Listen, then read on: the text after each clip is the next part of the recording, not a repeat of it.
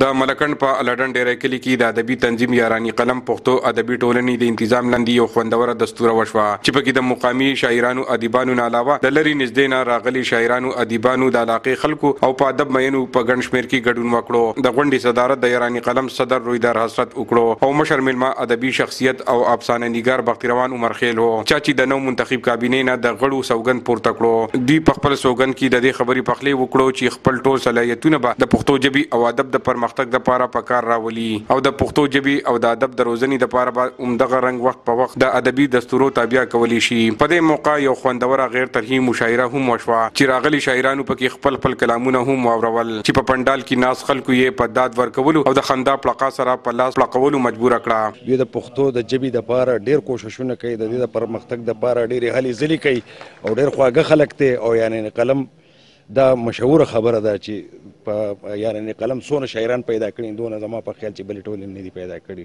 زموږ مقصد خالص د ژبې خدمت کول دي.